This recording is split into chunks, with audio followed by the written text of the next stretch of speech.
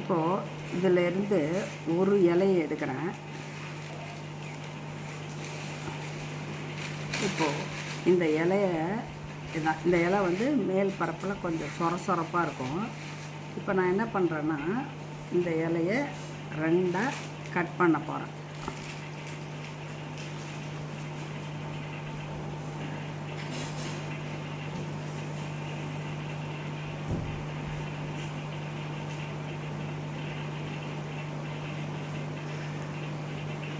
So இந்த இலையை 2 cut பண்ணிட்டேன்.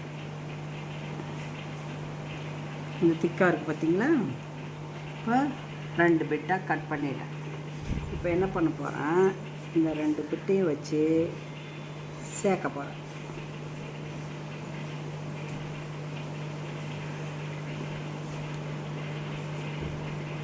அதை அப்படியே கையிலேயே வச்சு சேர்த்தா கொஞ்சம் கஷ்டமாக இருக்கும். அப்படிங்கிறதுனால நான் இதோட வச்சு சேர்க்குறேன்.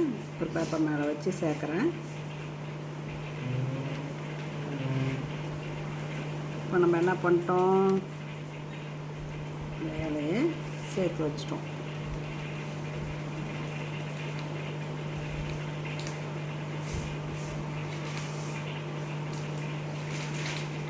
சேர்த்துட்டோமா?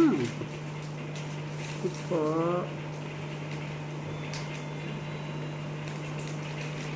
ஒட்டிக்கிச்சு, இந்த இலை ஒட்டிக்கிச்சு. இந்த மாதிரி எந்த இலையவாவது ஒட்ட வச்சா ஒட்டுமா? ஒட்டாது.